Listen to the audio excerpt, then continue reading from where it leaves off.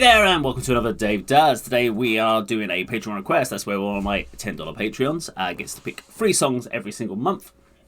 That's every single one of my $10 Patreons gets to pick 3 songs every month to react to.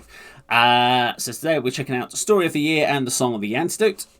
I definitely have not checked out Story of the Year before, so I'm looking forward to checking this one out. My usual blurb will come across the bottom of the screen, all details of which are in the detailed description down below, including the new PO box address should you want to send anything into the studio. To join little Eric here, or Fred, or Anne. In the back. It's going to get kind of really creepy in here soon if it carries on with this. Right, let's check this out. Story of the Year. Let's count it in. 3, 2, 1, go!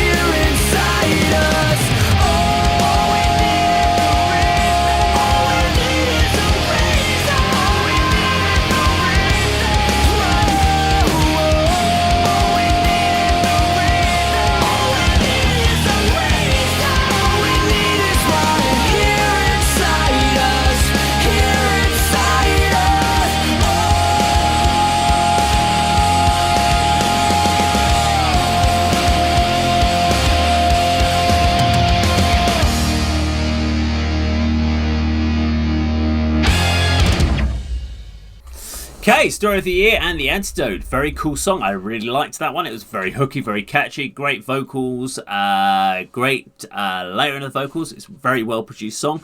Loved the guitar solo tone, really crisp, really nicely cut through. Shame there wasn't a music video to go along with it. Having a quick look at the band. So, been together about 25 years. So 1995 in their original lineup of called 67 North. Then changed to Big Blue Monkey. And then obviously changed to Story of the Year. So they didn't really get their big break until 2005. Now, what I find interesting is I don't always look at when the song came out, because the video upload of when it went onto YouTube doesn't necessarily mean when it was released. It's any time before it was uploaded to that. It did feel like something of this sort of sound, this sort of production or style of music when this was coming out was around 2005 to 2010. That 5-year period is when all this style of music was coming out. What you then found was when we hit the 2010s onwards, we were getting this more electronic element again back coming through, and everything was a little bit more compressed. It was just a bit more pushed in.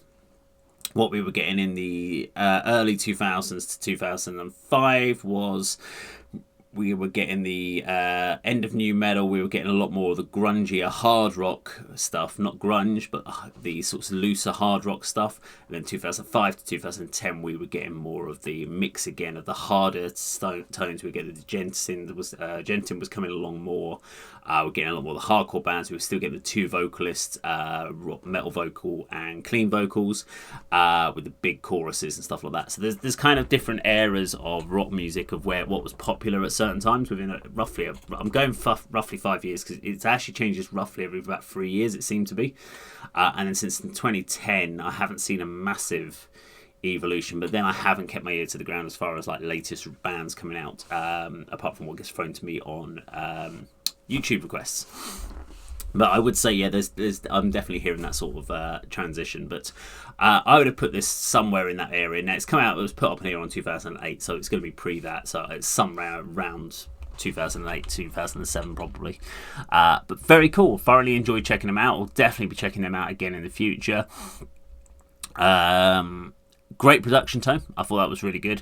Someone made a silly comment in the... I was looking at their comments, which I do tend to do when I'm watching videos, especially if there's no actual video to watch. I'll scroll through the comments, see what people talk about the band. So there's a few people that came up as best bands ever, Story of the Year. Okay, We Came as Romans, a good band. Linkin Park, Bullet for My Valentine. Yeah, I could hear the Bullet for My Valentine lyrical content as far as the vocal tone. There's quite a similarity there. And someone made a thing. They didn't change their music because their taste changed. They had changed because the producer said so. The producer can influence, and they said that because the producer said so. They didn't want to be too left to their producer. I'm guessing leave their producer, so they changed their music. They'll take influences on board. So if a producer says this could work for you, they can do it. But a band can always say, no, I don't want to do that. They don't have to change. A record label might give them suggestions, but you can always say no. So anyone that says a producer made a band change, that's rubbish. Producers don't make bands change. They can only go, this is what I suggest you do. If they don't like it, the producer can always go, well, I don't want to work for you. That's fine. But the band can always say, that's fine. We'll want a producer that's going to do our sound. So, yeah, saying that a producer made them change their sound is a bit of a naivety. But a producer can strongly influence them. I would say that a producer can give you ideas and say, look, this is, if you really want a good hooky song, this is where you want to go. And more than likely, a lot of bands will pick a producer because they've worked on a band or someone they've heard before, and they want that sound. So more than likely, that they wanted that producer because they wanted to transition their sound. They weren't made to. They probably wanted to go down that route. So just a little bit of thoughts and feelings while I read some of these comments.